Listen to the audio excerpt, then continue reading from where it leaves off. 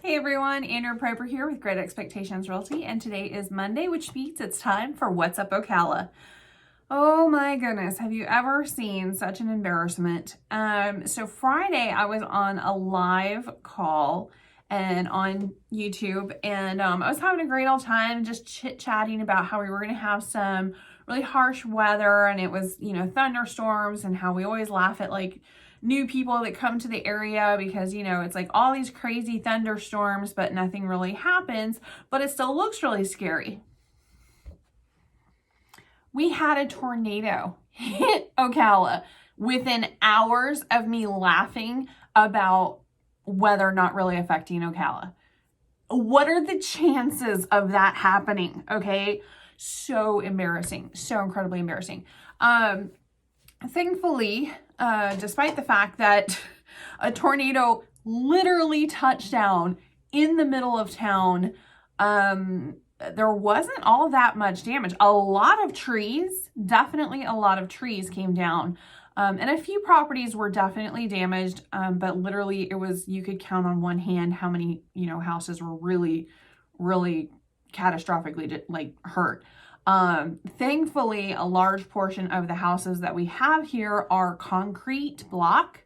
So basically they, got the roofs ripped off of them. I think most of the damage was based off of the trees. So a lot of people love our oak trees. They're absolutely gorgeous. I love our oak trees with all the sphagnum moss coming down. But there is some confusion as to live oaks, which have this huge root ball, and they'll be there for hundreds of years. They're not moving.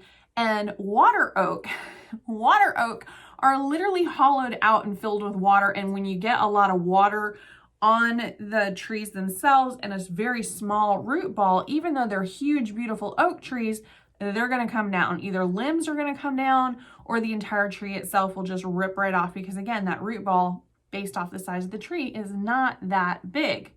So when those big, massive water oak trees come down, it causes a lot of destruction. So we had some cars that got damaged. And like I said, one apartment building, and we're talking like this hit right here. Okay, we're talking within a few blocks of the office was a full-on tornado. The chances of this happening are extremely slim. This is a rare occurrence for our area, like super rare occurrence. So it, of course, made like the news. Everybody was talking about it. It was like, oh my goodness. But again, I mean, growing up in Texas, you see massive destruction from a tornado. I know everybody here is like just completely shocked. It would be like as if it snowed here. It was really shocking. But compared to how bad it could be or has been in other areas, we really didn't get that bad. I mean, comparatively. There were a lot of trees, a lot of fences. There was an apartment building where it looked like a tree came down and just it almost looked like a cake was just sliced right there on one of the apartments.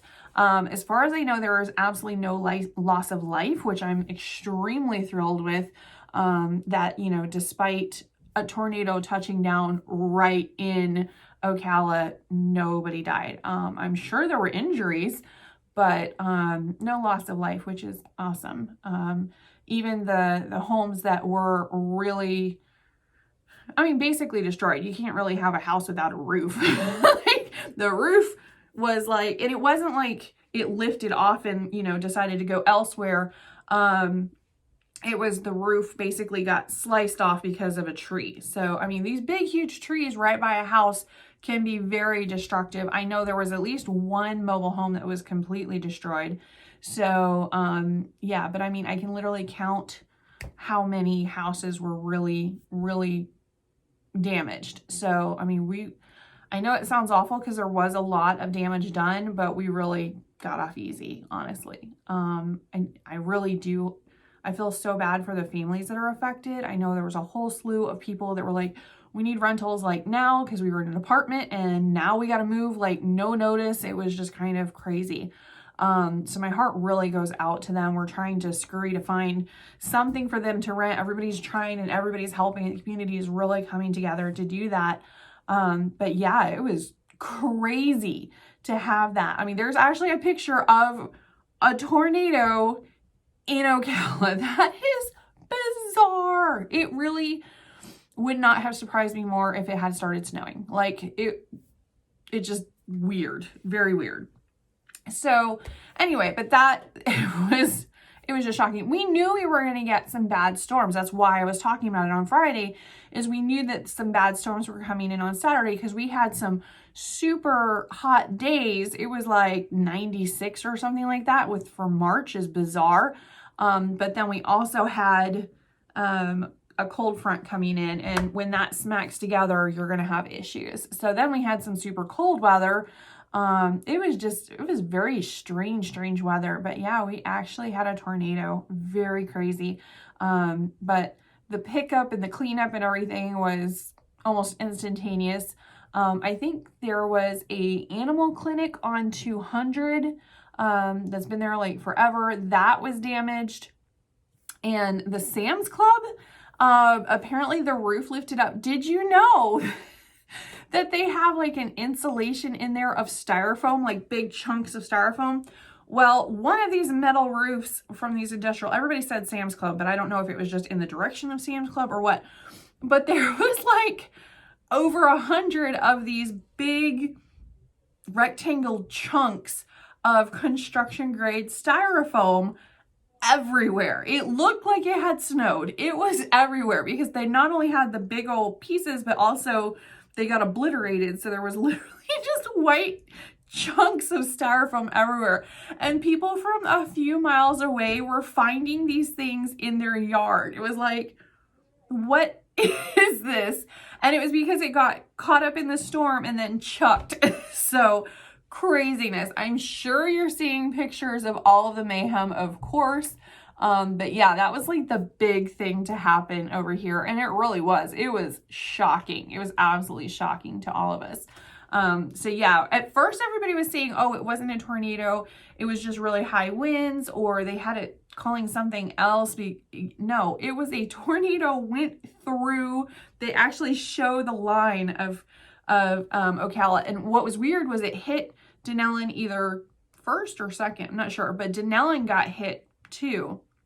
So there was a billboard that fell down. It literally just snapped and fell into a parking lot. And there was a couple buildings that had like siding, or their roof was like messed up. But again, it was downtown Denellen. It was really weird. It hit downtown Denellen and it hit downtown Ocala. Not downtown on the square, the historic side, but like, I'm sorry, I called downtown like where town is, which is where the mall is. It was very, very close to the mall. Very weird. Very weird. But yeah, we had an actual tornado touch down right in the thick of everything in Ocala, and a couple of roofs came off. One mobile home that I know of got destroyed.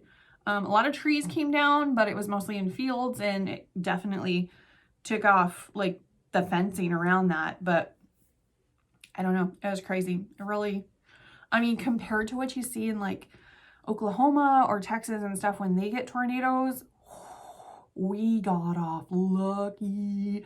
So yeah, it was very scary waking up Saturday morning going, I'm sorry, what just happened?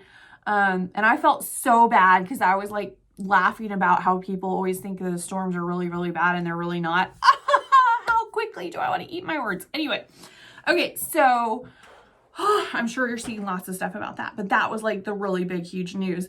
And I'm like, I mean, yes, it was like a really major storm, but at the same time, it was like, okay, now what? Because again, it was a few houses. There was an apartment building, but it's mostly the trees. So one thing I definitely want to talk about is, because we do have, you know, hurricanes in Florida and apparently tornadoes. One thing that I always recommend to home buyers is not to have trees close to their home, even if it's pine trees or even if it's live oaks. I don't normally recommend that you have a tree anywhere near the house where it could cause damage if it falls. Every single time I look at a house, I actually look to see any of the trees around it, which way they're leaning, and where, if it would fall, how much damage would it be to the property and stuff. Because again, a lot of our houses are concrete block, so the foundation, the structure of the house on a slab, it's not going to, destroy that normally. But it will do significant damage, and especially to the roof, the rafters and all that. So to avoid all of that, we try to have no houses or no trees right there. Now, if you want trees, do decorative trees. As long as the magnolia doesn't get massive, you could do a magnolia, crepe myrtle. They're beautiful when they're flowering. But huge trees right up by your house is very scary. So especially, even, it's not good for the roots. If you have a septic system or even the piping that goes out to a sewer system, the roots can get all in that. It's not a good plan. The roots can actually mess up the foundation of a house. With a slab home, it will actually start lifting up until it cracks the foundation. So again, you just have to be really aware of the trees, aware of where the root system is, and make sure that it's not going to damage anything. And if a tree is already there and it's starting to get too big where it could potentially damage things, it's going to have to get taken down, and go ahead and, relocate the tree line, basically. So, I love trees. We have lots of trees in our yard, but they're back behind the house. So it also gives like a layer of privacy back there. It's a beautiful tree line. I love looking out, seeing the sunset behind the trees. I have trees in the front of the house, but again, nothing anywhere near my house, because I don't want to have to worry about high winds. If there is a major storm system, I just don't want to have to stress on it. I don't want to have to stress about trees falling on my car. I like my car. I want to keep my car. I saw a picture of a friend whose BMW got completely demolished because, of course, it's Florida. We don't really park our cars in the garage that much. We kind of use it as like extra storage room. So most of it, because, there's no snow or ice we have to deal with. So, whatever. Some people do. Don't get me wrong. It's not everybody. But the grand majority do not park their car in the garage. It's in the driveway. And then we have like, a playroom or something, or we've got like a pool table or something in our garage, or storage, or man cave, or whatever you want to do with it. I've seen sewing rooms. I've seen all sorts of stuff where they use that in their garage. But yeah, so we want to try and keep that tree line away from the house, because that's really what's going to damage here is the trees. So for everybody that is concerned about a future storm sometime in the next 20 years happening, just be aware of where that tree line is and how big that particular kind of tree is. It's way cheaper to get a tree removed when it's smaller than when it is like massive and you start worrying about it. Like, take it out while it's small. Because once it's like, especially like a pine tree, they grow really, really fast. That's why pine is the less expensive. It's not as hard of a wood because it grows super fast.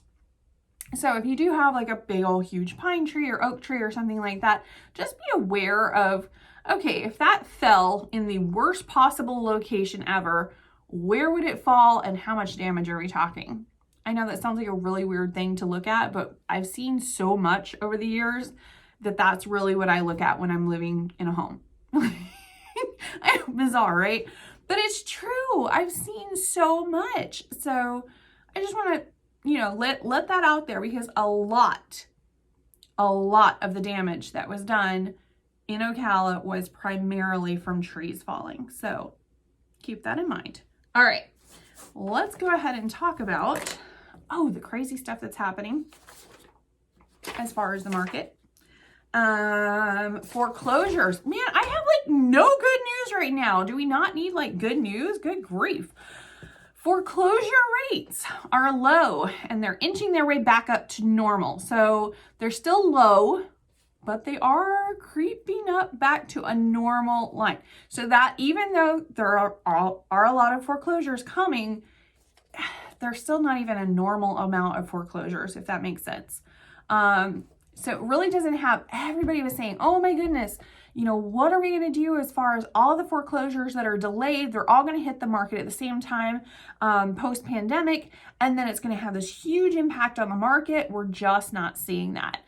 Because the court systems and everything is delayed, it's really not all hitting at once. They're basically starting to trickle in. And because we have such a housing shortage right now, it's not really affecting it. I would say if you're looking to sell your home and you're waiting for the top of the market, how much more top of the market can you get than a huge amount of buyers that are wanting to purchase in Ocala? A very low amount of foreclosures hitting the market, but it's starting to trek up, and a lot of homes that are being built soon. So, I mean, I think there's about 15 or 16 planned unit developments that are approved at this point throughout the county. So as those houses are being built, and they are starting to get built, there are going to be competition for you as well. So I would definitely get your house up on the market. Not that anybody listens to me, because of course I obviously can't tell the weather. I'm gonna let this go. I really am. I was just, what are the chances? Anyway, today, obviously we had a really weird weekend, so I'm not gonna say this is a normal, but we had 25 new listings on the market. Y'all, 25. That's embarrassing. That is like nothing. That's just, yeah. But you can definitely see that the market is still increasing. And how do we know this? If you've been watching my channel for a while, you know there are 35 price increases right now. So 25 new listings, 35 price increases because somebody didn't price them right, or they realized there were more demand than they thought originally. Price decreases, 13. How did I do that? Back on the market, 8. That was helpful. 30 were sold. This is again within the last 24 hours, Marion County only. Pending, 56. Okay, we are going in the wrong direction. We have 56 pending today and 25 new listings. So even though we had an incredibly weird weekend, and that apparently has not stopped or slowed anybody down from making offers. 56 pending in the last 24 hours here. So, wow. And only 25 new listings. Now, we did have 9 canceled, which is a little excessive for a weekend, but don't know. So we had 9 canceled, 2 withdrawn, and 1 is temporarily off the market. So kind of interesting all there. We did have 3 expireds. I will be calling you, okay? Because seriously, you have an expired listing on this kind of market, something's not right. But anyway, those foreclosures rates, let's just go back into that for just a minute. The foreclosures across the entire nation increased 11% in February, up from January. In Florida, I almost said Ocala, it's not Ocala. Florida is the second highest state. Now, it sounds really awful. It was like, oh my goodness, Florida. But it's really not that bad because, again, there's not that many hitting the market in the entire Sunshine State. There was 1,527 foreclosures that were hitting. Now, if I had 1,527 foreclosures hitting just Marion County, that would be bad, but this is for the entire state. We're talking Orlando, Tampa, Miami, Jacksonville, Tallahassee, and everything in between. That's not that many houses. It's just not. So, yeah. It's like, say, let's take Jacksonville, for example. 1 in every 2,452 homes were foreclosed on. In Orlando, 1 in every 2,655. So it's not like there's a foreclosure on every corner. There's not even a foreclosure every few miles. So just no. But we are the second highest. The first highest for foreclosures was California, which seems very odd to me, but I think California was definitely one of the states that were hit the hardest for investors. They have a lot of let's say, more tenant-friendly laws. So, I mean, for investors, they weren't receiving any rent. They have a lot of squatters' rights over there. Just it makes them very difficult. So there was a lot more help to tenants than there was to owners, especially right at first. But yeah, I had a lot of people from California they were like, no, we just can't rent in California right now. It's crazy. So, those secondary homes, I think, is really what we're seeing over there. But again, that's just a guess. That's just a guess from what I've heard. And that's all secondhand because I have not actually been to California. I do have a lot of friends over there. Hey, Levy. But I've never been to California yet. I've been to probably every other state almost in the entire United States, including Alaska and Puerto Rico I lived in for several years, but I have not been to California yet. So I will make it over there. But right now I'm so busy in Florida, I ain't going anywhere. Anyway, lenders in the United States repossessed 2,634 properties. And that's what hit in February 2022. So last month, yeah, it was 2,634 for the entire United States. So not exactly a huge glut of foreclosures. Now keep in mind that is up 70% from the year before, but considering there was practically nil the year before, because of the laws, that were enacted because of COVID, that is probably what that's all about. So, yeah, kind of interesting. So a lot of interesting things going on with that, but not exactly the economic turmoil that we were thinking or major weakness in the housing market that we were thinking. We just really weren't sure the last couple of years how it was all going to play out. But much like Y2K back in the day, it was kind of a prepare for the worst, hope for the best kind of situation. So that's where we're at with that. All right, as far as things to do this week in Ocala, despite what they might have on the news, we're pretty much back to normal already today, aside from, like I said, a few families that are scrambling, but we're trying to take care of them, so we will do that. But as far as most of the town, most of everything, we're pretty much back to business as usual, including in Denellen, which, like I said, it did hit Denellen as well. But they have their Rainbow Springs Arts Festival coming up, of which we are one of the sponsors. That's on Pennsylvania Avenue. So you can tell how catastrophic it was because that's where it hit and that's where the Arts Festival is going to be. So pretty much back to normal, minus a billboard.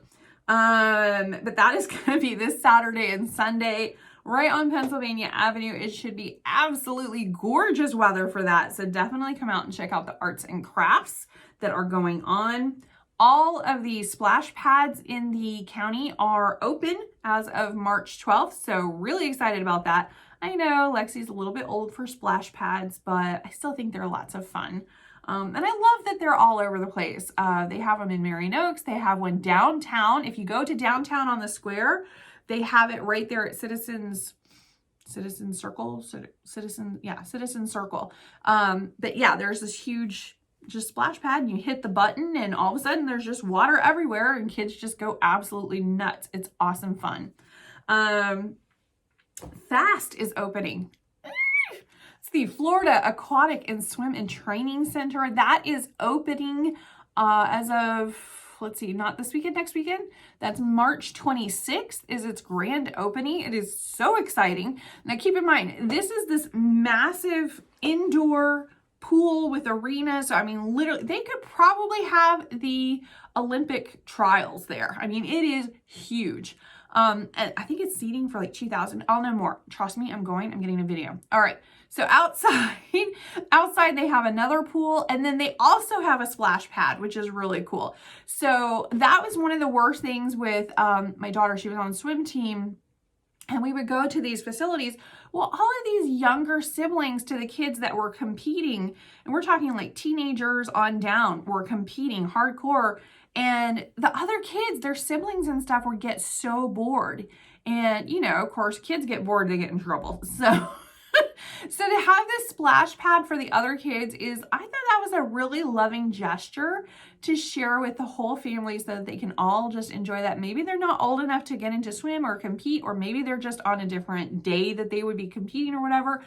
But it was really cool that they get to be engaged and they get to have a safe place to play while waiting in between. And also the kids that are competing can go over to the splash pad in between and keep their muscles warmed up and stuff like that and really have a good time. So I thought it was a fantastic gesture. Anyway, that is opening on March 26th. It's so exciting. We have our home buyers workshop. I should have started with that instead of the, oh my goodness.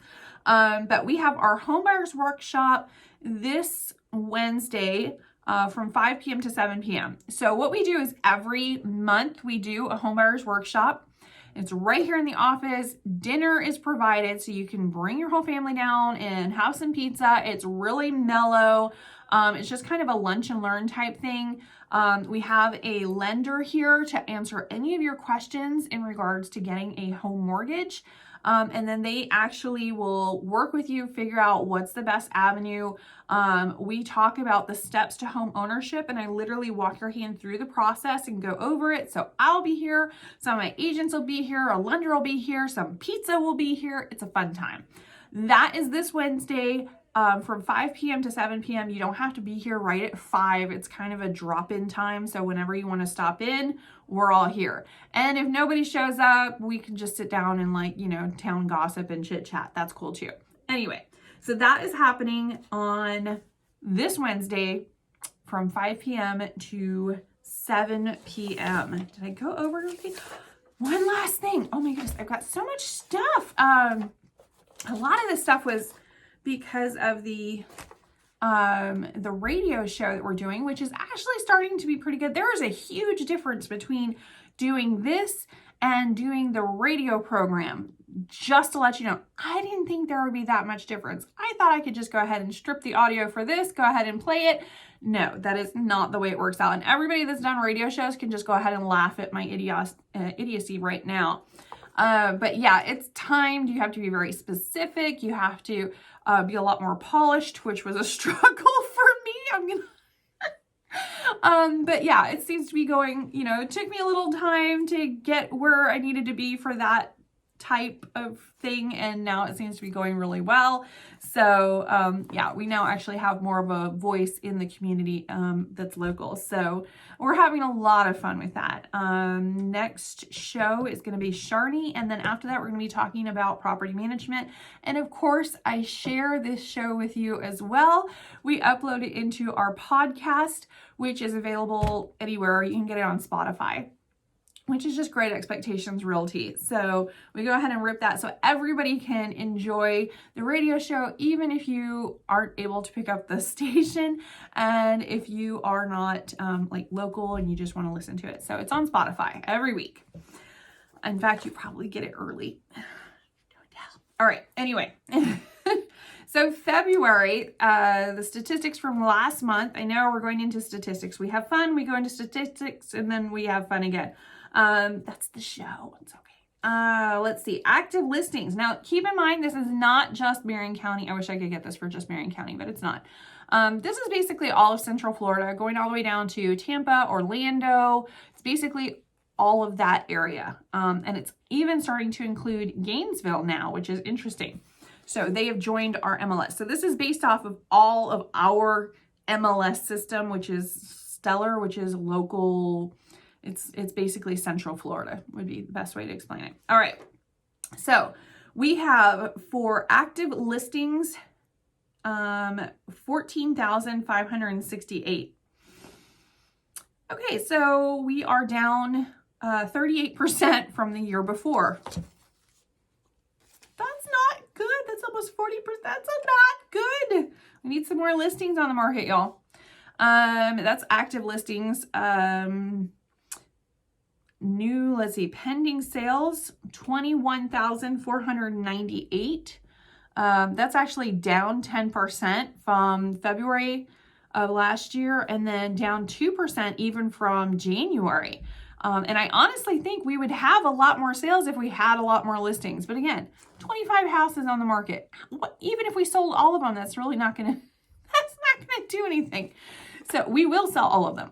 It's not a question. But don't ask me how many listings we have right now because it's embarrassing. Like if we get one, it's like pending the next day. So really not a good time to be a listing agent. That's okay. All right. I have a lot of buyers. And we're really working with new construction and land right now. That's honestly where it's at. Excuse me. Days on the market. This was bad. So 22 days on the market. It is down 50% from last year. 50%, exactly 50%. Wow. So yeah, it was 44 days on the market last year, February of last year. And now it's down to 22 days. So 22 days, that's not even long enough for financing to go through. So what are we seeing here? We are seeing a lot of cash deals, which we talked about before. Total sales volume, 6.3 billion. Yeah, I wouldn't mind doing all of that. It's not possible, but, yeah, it wouldn't be bad. That is up 17% over last year and up 11% from last month.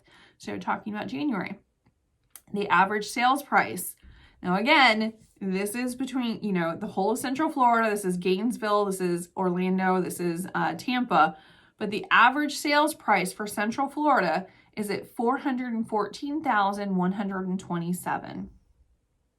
So it is up 21% from last year. That's kind of crazy. That's kind of crazy, really. What's really even crazier is up 3% from last month. 3%. You're earning 3% a month in equity. That's insane. That is insane. It's okay. Listings sold, we're down, shockingly, 4% from last year. Again, if we had the inventory, those numbers would change quite a bit. But months of inventory, we have less than 1 month. And what's weird was that's the same as what it was February of last year, was less than 1 month. So that actually hasn't changed all that much. It might have gone from like 3 weeks to like 2 weeks or something, but it's really, we don't have any inventory. It's definitely going in the other direction. And they are building houses like you wouldn't believe. I mean, a lot of the sales that we're seeing are actually brand new construction. A lot of times never even hit the MLS, never even hit the market. They're sold while they're still, sticks and windows and pieces that need to be, Legoed together. So just keep that in mind. All right, so this weekend, I'm going to be over at the Rainbow Springs Arts Festival on Pennsylvania Avenue, Saturday and Sunday. Really excited about that. And definitely March 26th, I am going to be at the Fast Grand Opening. Really, really cool. Dying to see how beautiful that place is because I know it's going to be amazing. It's $38 million they have spent on that place so far. I want to see what $38 million will buy you in Marion County. All right, well, that's it for me. If you have any questions, comments, complaints, or otherwise, please let me know via email. You can go ahead and send that to andreapraber@gmail.com, or you can go ahead and email at our new email address, which is much easier than my last name, which is GER.ExpectMore@gmail.com. So, Great Expectations Realty, GER.ExpectMore@gmail.com. Thanks so much for watching. I really appreciate you, each and every one of you. If you enjoyed the show, please subscribe. And if you really enjoyed the show, please share it with somebody else you think might get a kick out of it as well. Thanks again. Have a great night. Bye.